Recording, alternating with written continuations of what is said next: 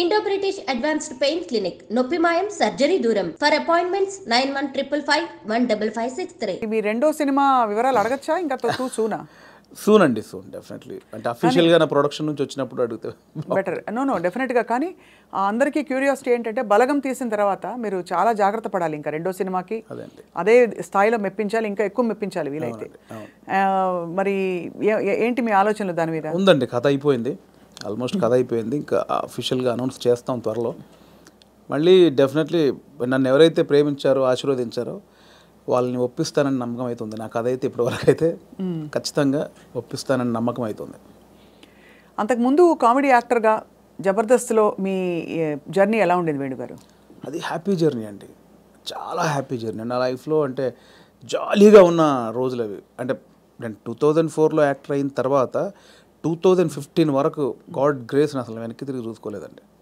అంటే నేను డైలీ 4 షూటింగ్లు 5 షూటింగ్లు. అంటే ఈరోజు హైదరాబాద్లో ఉంటే సడన్గా మీరు వేణుగారు ఎక్కడున్నారంటే ఈరోజు ఇక్కడే ఉన్నానండి ఈవినింగ్ అంటాను.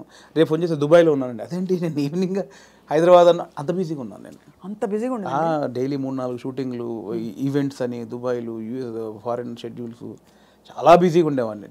ఐ థింక్ 4 నుంచి 15-16 వరకు నేను వెనక్కి తిరిగి చూసుకోలేదు. అంటే మా ఇంట్లో నెలకి ఒక వారం రోజులు తింటే హ్యాపీ, అంతే. అంత బిజీగా ఉండేవాళ్ళు. పొద్దున ఎప్పుడైందో సాయంత్రం ఎప్పుడైందో నైట్ ఎప్పుడైందో తెలిసేది కాదు.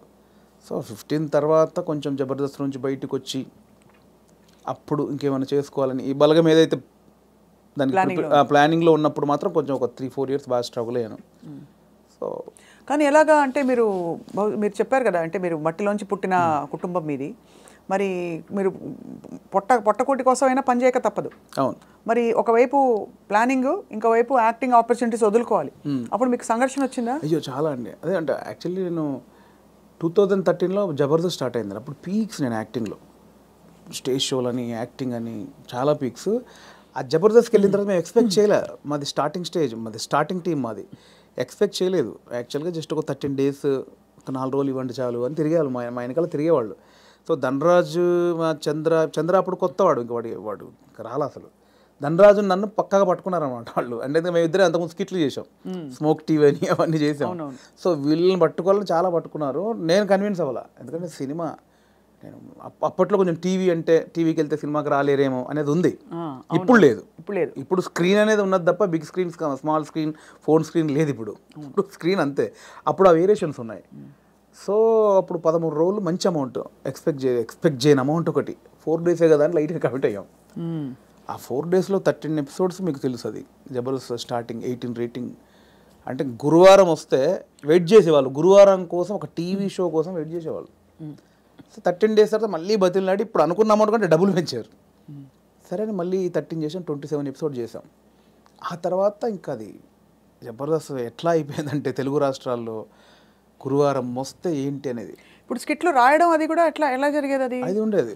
సో అప్పుడు ఏంటంటే అప్పుడు ఇంకా ఇది మీకు తెలియట్లేదండి, ఇది చాలా అద్భుతం, మీకు ఎంత అంటే అంత ఇస్తాం, మీరు కంటిన్యూ చేయండి అన్నారు. అప్పుడు నేను ఏంటంటే నాకు సినిమా అనేది, నేను సినిమా కోసం వచ్చాను, ఇది చాలా బాగుంది, చాలా డబ్బులు ఇస్తున్నారు, ఇంటింటికి గడప గడప వెళ్ళాం, రీచ్ అయ్యాం, ఇంత డబ్బులు వస్తున్నాయి, అటు షోలు, రెమ్యునరేషన్ అన్నీ వస్తున్నాయి, కానీ నాకు సంబంధించింది పోతుంది. అవును, నేను సినిమా అనుకున్నాను, దీనికోసం రాలేదు, ఇటు పోతే నా సినిమాకు దూరం అయితే దీని నుంచి బయటకు వచ్చానండి. అబ్బా చాలా పెద్ద ఇదండి. మామూలుగా సెటిల్ అయిపోతాం మనం, పైసలు వస్తున్నాయి కదా ఎందుకు బై నీకు అందుకని బయటికి వెళ్ళాము. బయటికి వెళ్ళాక 1.5 year తర్వాత ఇది రైజ్ అయిపోయింది. అంటే ఇంటర్నెట్ ఫ్రీ అయిపోయి ప్రతి ఒక్కరికి సెల్ ఫోన్ చేతిలోకి వచ్చేసి ఇది వైరల్ అయిపోయింది. అప్పుడు ఏమైంది, నేను జబర్దస్త్ కొన్ని చేశాను కాబట్టి సినిమాలో కొంచెం దూరం అయిపోయా, టీవీకి వెళ్ళడం వచ్చేసి. అవును అవును అవును, ఇది వచ్చేసిందని నేను దాన్ని పక్కన పెట్టేసి సినిమాకి వచ్చేసరికి ఇది పక్కకు పెట్టేశారు. అరే ఇలా అయింది ఏంటి అని కసిలో మళ్ళీ ఒక 1 year చేసాం. అవును, మీరు తిరిగి వచ్చినప్పుడు అయితే వెల్కమ్గా తీసుకున్నారు మిమ్మల్ని, తీసుకున్నారు. మళ్ళీ 1 year చేసిన తర్వాత అప్పుడు ఇంకా మైండ్లో డబ్బు అని మళ్ళీ ఇటు వెళ్ళినోని మళ్ళీ ఇటు వచ్చా, ఇక్కడ మళ్ళీ డబ్బు కోసం వచ్చా, బట్ లోపల మాత్రం ఇది కాదని నన్ను వేధిస్తుంది అనమాట. మళ్ళీ బయటకు వచ్చాను. ఆ మళ్ళీ బయటకు వచ్చిన తర్వాత 2015 మిడ్లో బయటకు వచ్చామండి. అప్పటి నుంచి అరాకొర అప్పటి నుంచి స్ట్రగుల్ స్టార్ట్ అయింది. ఆ 15 మిడ్లోంచి 2020 వరకు ఆ 4 years ఇటు లేక అటు లేక ఆ 4 years బాగా స్ట్రగుల్ అయ్యాను. అది మేజర్ నా కెరియర్లోనే వెరీ బ్యాడ్ పీరియడ్. అంటే తినడానికి ఉండడం వేరు, అది వేరు, బట్ మైండ్ బిజీగా ఉండడం మెయిన్ ఇంపార్టెంట్. అవును, మైండ్ బిజీ. మనం అసలు ఎటు వెళ్తున్నాం అని ఒక తెలుస్తుంది కదా లోపల. పొద్దున 6 గంటలకు వేస్తే స్టాఫ్ వచ్చారా, పొద్దున 12 గంటల వరకు ఈ షూటింగ్, మధ్యాహ్నం ఆ షూటింగ్, దుబాయ్, ఇటు ఆస్ట్రేలియా, ఇవి అన్నిట్లో ఈ స్కిట్ల బిజీ ఉంటుంది. ఇప్పుడు మీరు ఇందాక అడిగారు స్కిట్లు, మినిమం ఒక స్కిట్ రాయడానికి 2 రోజులు పట్టేదండి. ఎవరు రాస్తారు? నేను, నా టీం మెంబర్స్, ఎవరైనా ఒక రైటర్, అంటే మనకు సింక్లో ఉన్న మెయిన్ టీమ్ లీడర్ దగ్గరనే ఉంటుందండి. ఇంప్రూవ్ అని ఉంటుందండి యూఎస్లో, అంతా ఉంటుంది. ఇది 100% ఇంప్రూవేషనే స్క్రిప్ట్ అండి, స్క్రిప్ట్ రైటింగ్ ఏ ఉండదు. సో మీకు దానికి నేపథ్యం, మీరు థియేటర్కి వెళ్ళారా? థియేటర్ ఏం లేదండి, నాకు థియేటర్ ఎక్స్పీరియన్స్ లేదు, జస్ట్ మీరు చూసి నేర్చుకున్నవి. అంతే అంతే. ఎందుకంటే మనం కూర్చున్నామండి, ఇప్పుడు పాయింట్ ఎట్లా వస్తే మనం కూర్చున్నాము, లేట్ అవుతుంది, ఈ లేట్ అయిన గ్యాప్లో ఏం చేద్దాం అని ఒక థాట్, ఏం చేయొచ్చు అని కూర్చొని మాట్లాడుకోవడం. అలా మాడుకుంటే ఏదో జోకులు వస్తూ ఉంటాయి. ఓ బంచ్ ఆఫ్ జోక్స్ వచ్చాక అసలు దీనికి ఏంటి కంటెంట్ ఏంటి, కథ ఏంటి, ఓ ఇలా వచ్చాడు, ఓ మిడ్లో గొడవ జరిగింది, లాస్ట్లో ఆ గొడవ పడి సారీ చెప్పాడు, ఓ స్టార్ట్, ఓ మిడ్, ఎండ్, ఏం చేయొచ్చు దీనికి. అలా కూర్చి స్కిట్ రాయడమే, అలా టీం అంతా రాయడం, ఆలోచన ఎక్కడైనా పాయింట్ వస్తుంటుంది. అది టైమింగ్ ఎడిటింగ్లో అసలు, అంటే మా టైంలో అయితే ఎడిటింగ్ సెన్స్ లేకుండానే దింపేసేవాళ్ళం అండి. ఇప్పుడు ఎలా ఉందో నాకు తెలియదు. నా ధనరాజు కానీ, నేను కానీ, అప్పుడు రాఘవ్ గారు కానీ, చంద్ర కానీ, అంటే అప్పుడు ఇప్పుడంటే పాపం వాళ్ళు జబర్దస్త్ వాళ్ళకి ఇప్పుడు వాళ్ళకి ఏమైందంటే కొన్ని వేల పాయింట్లు టచ్ చేశారండి. అవును, ఎన్ని స్కిట్లు అయి ఉంటాయి, కొన్ని వేల స్కిట్లు అయి ఉంటాయి, వేల పాయింట్లు టచ్ చేశారు, ఇంకేం చేయాలో అర్థం కాక వాళ్ళకి. అవును, అప్పుడు మేము కొత్త కాబట్టి మాకు అన్ని కొత్తయే, ఆల్ పాయింట్స్. ఇప్పుడు అత్తా కోడళ్ళు ఓ 100 పాయింట్లు ఉంటాయి, అప్పుడు మాకు అవన్నీ కొత్త. ఇప్పుడు అత్తా కోడలు చేయమంటే ఏది చేసినా కూడా ఆల్రెడీ చేసినట్టే ఉంటుంది. సో అట్లా మాకు చాలా పాయింట్స్ దొరికేవి. ఇప్పుడు చంద్ర మొత్తం ఫ్యామిలీస్ మీదకి వెళ్ళిపోయాడు, నేను అన్నీ కొంచెం టిపికల్గా ఉండాలి, అరే నేను ఈ కొంచెం కొత్తగా ఏదో చేసేవాడిని, ధనరాజు ఇంకో, అట్లా ఎవరి కేటగిరీ వాళ్ళకు ఉండేది. సో అప్పుడు పోటాపోటీ బాగా చేసాము. సో ఆ 15 నుంచి బయటకు వచ్చాక అంత మంచి రెమ్యునరేషన్స్ కానీ, ఈవెంట్స్ కానీ, మీకు తెలుసు ఈవెంట్స్ ద్వారా మంచి ఆర్టిస్టులకు మంచి ఆదాయం ఉంటుంది, చాలా బాగుంటుంది. అదే కదా. సో అటు ఇటు మిస్ అయ్యి ఈ 15 నుంచి 20 వరకు నేను దాదాపు మీరు ఎక్స్పెక్ట్ చేయలేని అమౌంట్ మిస్ అయిపోయాను. సో ఆ లోపల అది ఉంటుంది, అది బాధ అనమాట, తిండికి బాధ కాదు. అనవసరంగా దాంట్లోంచి బయటకు వచ్చావు, ఇప్పుడు ఇంత పోయింది, ఇప్పుడు ఇది లేదు అది లేదు. ఇప్పుడు మన బతుకులకి నువ్వు వచ్చిన నేపథ్యానికి అది చాలా పెద్ద అమౌంట్. దాన్ని మిస్ అయిపోయామే, తప్పు చేసామా, ఒప్పు చేసామా, అనవసరంగా సినిమాని ఓ పెద్ద బిల్డప్ ఇచ్చుకొని బయటకు వచ్చావు, ఇక్కడ ఇది లేదు, అక్కడ అంతా సాలిడ్ అమౌంట్ మిస్ అయిపోయి ఏంట్రా తప్పు చేసామనే గిల్ట్ ఒకటి ఉంటుంది చూసారా, ఆ గిల్ట్ ఎక్కువ పోయాను అనమాట. అవును, లక్షల సంపాదన వదులుకోవడం అంటే ఈజీ విషయం కాదు. అండ్ ఇప్పుడు పొద్దున్న లేవగానే ఇంకొకటి అండి, ఒక బిజీ మీరు ఉన్నారు స్వప్న గారు అంటే, మీరు ఇంకా మిమ్మల్ని కట్టేసినా కూడా మీరు ఆగలేరు, ఎందుకంటే మనకి అంత ఉంది, అంత పని చేసేవాళ్ళు పొద్దున్న లేవగానే మనం ఏం పని లేదంటే ఎలా ఉంటుంది. అదే బిగ్గెస్ట్ కామెడీ స్కిట్లా ఉంటుంది. అంతే, అది దానంత నరకం ఉండదు. పొద్దున్న లేవగానే ఆ స్కిట్, షూటింగ్, అట్ట ఇట్ట మైండ్ అలా పెట్టే మైండ్కి ఏమీ లేదంటే అది దానంత నరకం ఇంకోటి ఉండదు. అలా ఒక 3 సంవత్సరాలు ఫేస్ చేసిన తర్వాత ఆ ఫ్రస్ట్రేషన్లోంచి వచ్చిన ఐడియానే బలగం. అంటే ఇన్ని రాసాము, నేను చాలా సినిమాలకు, అంటే చాలా సినిమాలు కాదండి, నా ఫ్రెండ్స్ డైరెక్ట్ చేస్తా ఉంటే వాళ్ళకు నేను సబ్జెక్ట్లో కూర్చునేవాడిని, కామెడీ ట్రాక్స్ రాసి ఇచ్చేవాడిని. అండ్ సినిమాలో మేము కామెడీ సినిమా షూటింగ్ చేస్తూ ఉంటే ఏదైనా మనం ఇంప్రూవ్ చేసిన పంచ్ ఉంటుంది, అది స్క్రీన్లో చూస్తే పేలింది అంటే నాకు ఆలోచించే ఉంది. ఇప్పుడు స్కిట్లు నేను ఆల్మోస్ట్ 100 స్కిట్లు రాసా, వర్కౌట్ అయినా చాలా, అంటే నా ఆలోచన నుంచి పుట్టినాయి కదా. సో నాకు నేను ఎందుకు చేసుకోకూడదు, అంటే ఇప్పుడు ఒక అవకాశం ఒకరు ఇస్తారు, డెఫినెట్లీ అందరు ఇస్తేనే ఇక్కడ దాకా వచ్చాను. బట్ ఇప్పుడు ఇంత మనకు ఒక నాలెడ్జ్ వచ్చిన తర్వాత కూడా వెయిట్ చేయడం ఎందుకు అనేది ఆ 3 సంవత్సరాలు వచ్చిన ఇది. అక్కడ సరే నేనే హీరోగా చేసుకుందాం, నేనే రాసుకుందాం, నాకు ఒక కథ రాసుకుందాం, నన్నే ఇలా ప్రజెంట్ చేసుకుంటే దాన్ని చూసి వేషాలు వస్తాయి మళ్ళీ అనే దాంట్లో నేనే ఒక పాయింట్ అనుకుందామని స్టార్ట్ చేసిన జర్నీ. ఒక 3-4 పాయింట్లు అనుకొని అవన్నీ రెగ్యులర్గా ఉన్నాయి. ఇలా అయితే నన్ను ఎందుకు చూస్తారు, చాలామంది అలా వస్తున్నారు కదా. నన్ను చూడాలంటే మళ్ళీ నేను కొంచెం బ్యాక్వర్డ్ అయి ఉన్నాను, ఇప్పుడు నన్ను కొత్తగా చూడాలి, కంప్లీట్ ఆపోజిట్గా చూడాలి, అది ఏం చేయొచ్చు, చాలా సాహసోపేతమైన అది. అలా ఏం చేయొచ్చు అన్న పుట్టినప్పుడు థాటే ఒక చావులో ఎలా ఉంటుంది అంటే, నేను మా నాన్న జరిగిపోయినప్పుడు ఉన్న సిచ్యువేషన్స్ అన్నీ ఫనీగా చూసాను. ముందు ఎమోషన్ కాదు, అది ముందు ఫనీగా చూశాను. అంటే ఇప్పుడు తెలంగాణలో ఏంటంటే చేదునూరు అని ఉంటుంది, అంటే చుట్టం చూపు వాడు వచ్చినప్పుడు వాళ్ళని ఓదార్చిన తర్వాత చేదునూరు అనేది ఉంటుంది. అంటే ఇంత మందు తీసుకొచ్చి, ఇంత చికెన్ మటన్ తీసుకొచ్చి నా వంతుగా నీకు ఒక భరోసా ఇచ్చి, నీ బాధని తొలగించి ఈ వచ్చిన వాళ్ళు ఇస్తారు. అంటే ఆచారం ఏంటంటే అండి, ఇప్పుడు నేనున్నాను, నాకు ఒక మా ఇంట్లో ఎవరో చేదు జరిగింది, ఎవరో చనిపోయారు, చేదు జరిగింది. మా బావనో మా మావయ్యను బావ మరుదు ఎవడు ఆడొచ్చి నన్ను ఓదార్చి సరే బావ జరిగిపోయిందని ఈ బాధను దూరం చేయాలి. నాకు ఏదైతే ఆ మిస్సింగ్ ఫీల్ ఉందో దాన్ని దూరం చేయగలని ఏం చేయాలి, ఇంత మందో బిందో తీసుకొచ్చి కాసేపు 2 గంటలు సపోర్ట్ ఉండి కడుపు నిండా తినబెట్టి ఏం కాదులే నేను ఉన్నానులే అని సపోర్ట్ ఇచ్చే వెళ్ళే విధానం అనమాట అది. కరెక్ట్. అవును. సో అదొక ఆచారంగా వచ్చింది, చేదు నోరు అంటాం. ఇప్పుడు పెద్ద ఫ్యామిలీ అనుకోండి, ఇప్పుడు ఇప్పుడు ఇప్పుడు ఇప్పుడు బాంబేలో ఉంటారు ఒకరు బావంట ఆయన, అక్కడ 10 మంది చుట్టాలు ఉన్నారు, ఇక్కడ చనిపోయింది కంపల్సరీ రావాలి, వస్తారు, ఈ ప్రక్రియ కూడా చేయాలి. ఇప్పుడు 10 మంది 10 రోజులు ఉండలేరుగా, 2 రోజుల్లో చేసి వెళ్ళిపోవాలి. అవును. సో 10 మందిది వీడు తాగాలి, నేను తాగాలి, తినాలి, తాగాల్సిందేనా అంటే బాంబే నుంచి వచ్చాడండి పాపం, కదా, మా బావకి ఇలా జరిగిందని ఏదో ఆయన తృప్తికి చేసే, నేను ఒక ముక్కనాన్న తినకపోతే ఆడేమనుకుంటాడు, ఫీల్ అవుతాడు కాబట్టి చేయాలి, కంపల్సరీ. సో ఈ ప్రాసెస్ మా నాన్న జరిగింది అనమాట. మాది పెద్ద కుటుంబం, మా అమ్మకి నేను 9వ వాడిని, మా పెదనాన్నలు 6, మా మేనత్తలు 3. సో మా ప్రతి పెదనాన్నకి ఫ్యామిలీ మినిమం 10 మంది, 7 మంది, 8 మంది, వాళ్ళందరూ వచ్చి అందరూ 200 మంది మా కజిన్స్ ఉంటారు, అన్నయ్యలు వదినలు వాళ్ళ పిల్లలు అందరూ వచ్చేసి ఏమైపోయిందంటే ఆ 11 రోజులు మా నాన్నది చనిపోయిన నెక్స్ట్ డే నుంచి మార్నింగ్ ఒక సెటప్, 11 o'clock ఒక సెటప్, 1 o'clock ఒక తప్పదు. దీనిలో ఏం జరుగుద్ది, ఇప్పుడు నేనున్నాను, మీరు వచ్చారు, రాగానే సరే బావ ఇలా జరిగిందంటే సరే కూర్చో తాగదు అంటే కాదు కదా, మీరు అడుగుతారు ఎలా జరిగింది బావ ఏంటి అంటే నేను చెప్పాలి, నేను ఇలా ఉన్నట్టు నాన్న చూస్తూ అని ఏడవాలి. ఓకే అయిపోయింది. ఇప్పుడు 12 o'clock ఇంకోటి వచ్చాడు, వాడికి కూడా సేమ్ ఏడవాలిగా. రాగానే రాబావ కూర్చోండి, వాడు మళ్ళీ చూసేవాడు ఒక కంట నీరు కూడా పెట్టలేదు, వాడు రాగానే తాగినని వాడు అనుకుంటాడని వాని కోసం మళ్ళీ సేమ్ ప్రాసెస్. ఏమైందంటే నాన్న లేడు అన్నీ అంటే నాకు అలా మంది ఎలా జరుగుతుందంటే వస్తున్నారు, తాగుతున్నారు, ఏడుస్తున్నారు, తింటున్నారు, పంటున్నారు, ఏడుస్తున్నారు, ఏంద్రా అది. అప్పుడు నా చిన్న వయసు 99లో మా నాన్న చనిపోయినప్పుడు ఆ వయసులో నాకు అది అనిపించింది, మీరు సెలబ్రేట్ చేసుకుంటున్నారా, బాధపడుతున్నారా, ఎంజాయ్ చేస్తున్నారా అనేది ఒకటి ఉంది, ఎప్పుడో చూసినది. అది ఇక్కడికి షిఫ్ట్ అయిందనమాట. ఎలాంటి కథ చేయొచ్చు అదే అదే అదే అదే అన్నప్పుడు మా ఫ్రెండ్ ప్రదీప్ అద్వైతం అని ఇప్పుడు నెక్స్ట్ వైజయంతి మూవీస్లో పెద్ద సినిమా చేస్తున్నాడు. సో నాకు బెస్ట్ ఫ్రెండ్ అనమాట. సో తను ఏంటంటే ఒకసారి 10 days కనిపించలా, మళ్ళీ వస్తే డార్లింగ్ ఎక్కడికి వెళ్ళామంటే ఇట్లా మా పెద్దనాన్న చనిపోయాడు రా, గమ్మతుంటుంది మన తెలంగాణలోని, మా తాగుడు గోల ఇలా ఏడుపు అని అన్నాడు. అది స్ట్రైక్ ఏదో బాగుంది కదా అని ఒకసారి రివైండ్కి వెళ్తే మా నాన్నది ఇంత జరిగింది కదా ఫన్ ఇక్కడ, ఇది కదా మనం ఆపోజిట్గా చెప్దాం అనుకున్నాం, అక్కంచెలు మొదలైన కథ.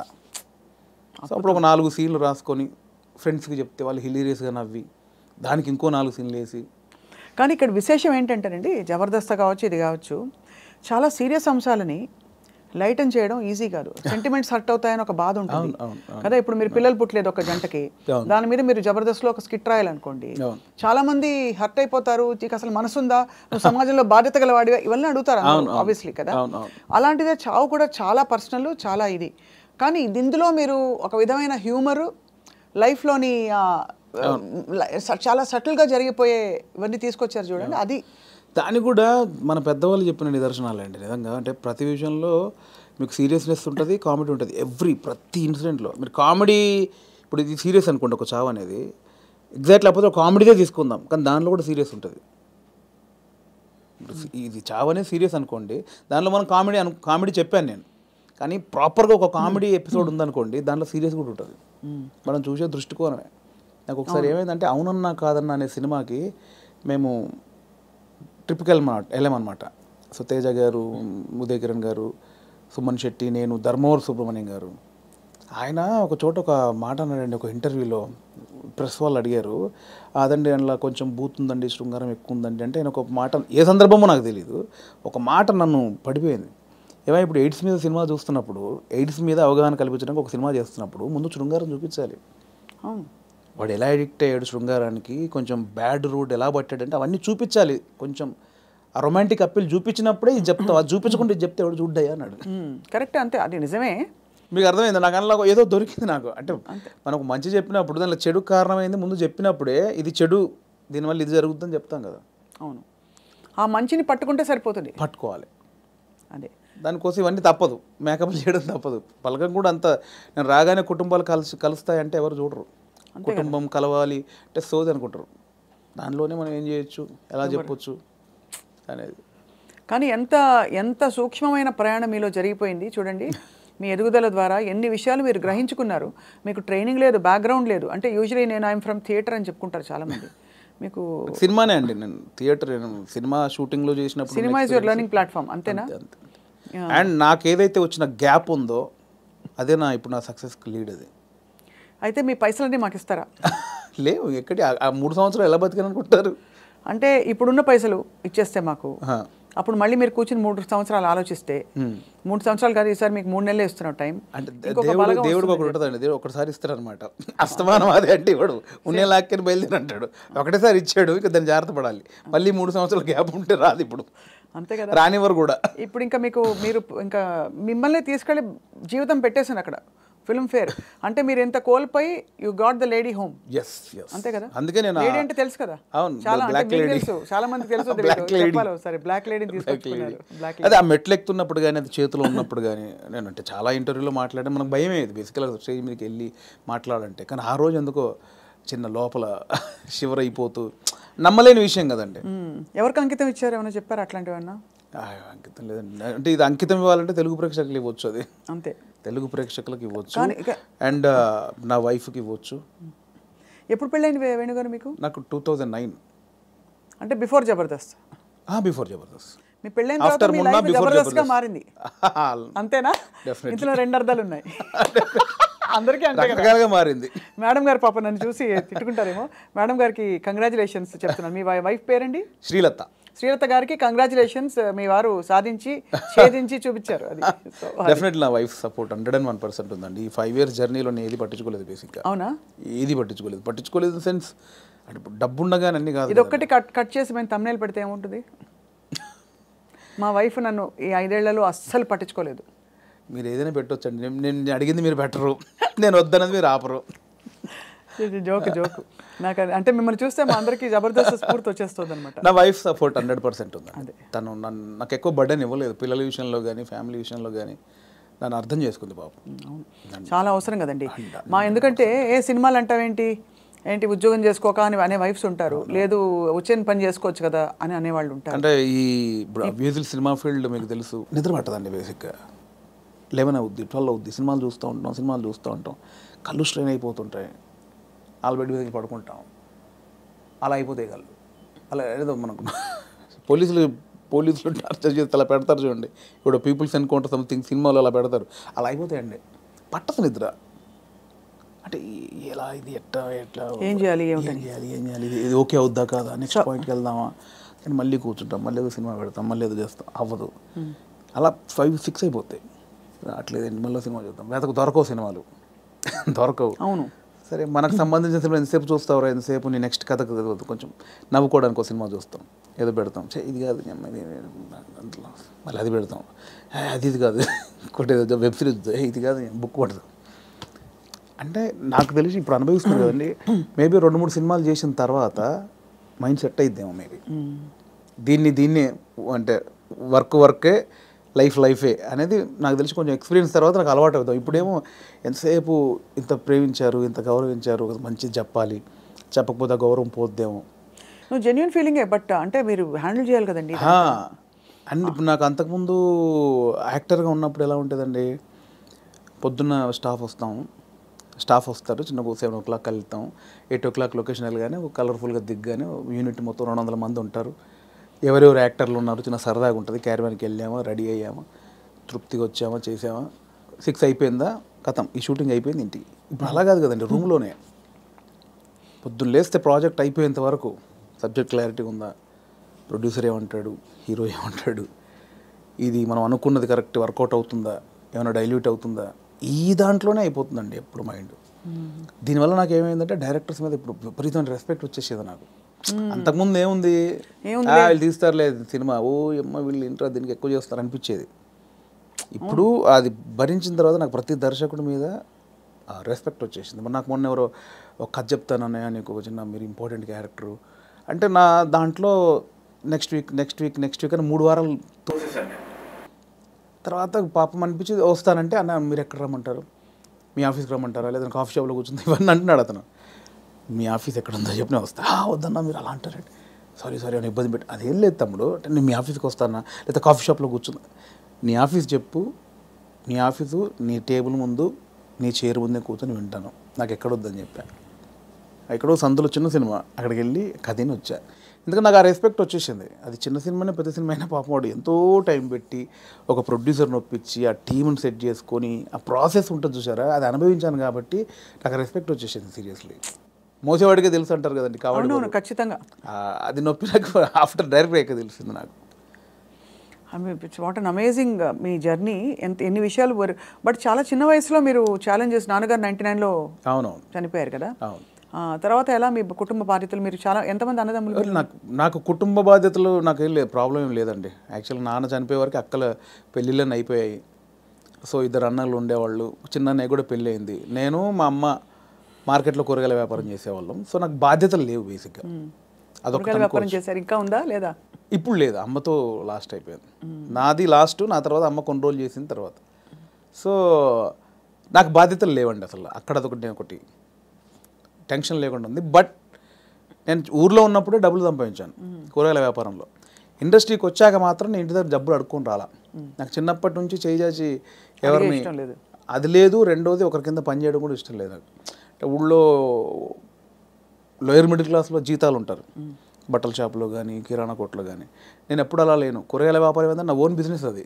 అవును, నా ఓన్. అది 50 రూపాయలు వచ్చినా, నేను రోజుకి 50 రూపాయలు సంపాదించినా, 100 రూపాయలు సంపాదించిన నా ఓన్ బిజినెస్ అది. నేను ఒకరి కింద నేను జవాబుదారి కాదు నేను బేసిక్గా. అంటే ఏదన్నా నేను హాఫ్గా నాకు లీవ్ కావాలన్నా ఒకరిని అడిగి లీవ్ పెట్టుకునే అవసరం లేదు నాకు, నా ఓన్. సో అది అలవాటు అయిపోయింది. సో అక్కడి నుంచి ఆ డబ్బులు సంపాదించే ఇది వచ్చింది కాబట్టి హైదరాబాద్కి వచ్చాక ఇక్కడ స్టార్టింగ్ స్ట్రగుల్ పీరియడ్లో మనకు మెయింటెనెన్స్కి చాలా ప్రాబ్లమ్స్ ఉంటాయి. నేను ఇంటి దగ్గర అడుక్కోవడానికి నాకు మొహమాట అనమాట. మనమే సంపాదించాం, మనం అడిగేది ఏంటి అని. సో అడగకుండా ఉండడం కోసం అప్పుడప్పుడు ఊర్లోకి వెళ్ళి ఒక 10 రోజులు కూరగాయలు అమ్ముకొని 1000 రూపాయలు సంపాదించుకొని ఆ 1000 రూపాయలతో జాగ్రత్తగా ఒక 2-3 నెలలు ఉండి అక్కడ ఇక్కడ చాలా పడ్డానులేండి. చాలా ఇంటర్వ్యూలో చెప్పాము, చాలా స్ట్రగుల్స్ పడ్డాము స్టార్టింగ్లో. కాకపోతే ఆ ఊర్లో కూరగాయల వ్యాపారం, అక్కడ అనుభవం, ఆ 10 మందిలో తిరగడం. నేను మార్షల్ ఆర్ట్స్ చేశాను. నేను స్టేట్ లెవెల్ 2 టైమ్ ఛాంపియన్. నాకు 96లో సుమన్ గారి చేతుల మీద ఛాంపియన్షిప్ అందుకున్నాను నేను. సో ఆ మెచ్యూర్డ్ అయితే ఉందండి మీ దగ్గర. బ్రౌన్ బెల్ట్ హోల్డర్ అప్పుడు షాओलिन కుంగ్ఫూలో. నాకు ఒక 60-70 స్టూడెంట్స్. కరీంనగర్లో 2nd ప్లేస్ కొట్టాను, కరీంనగర్లో 1st ప్లేస్ కొట్టాను. ఎన్ని రంగాలు మిమ్మల్ని పిలిచే చూడండి. కళ, క్రీడలు. అంటే కళకు అదే నాందండి కరాటే అనేది. అంటే ఊర్లో ఉన్న వాళ్ళకి ఇది కాదు మన లైఫ్. ఇట్లా నా ఫ్రెండ్స్ లాగా ఇక్కడే పవర్ లూమ్స్ నడుపుకుంటూ కూరగాయలు అమ్ముకుంటూ ఇలా కాదు, ఏదో ఉంది అని.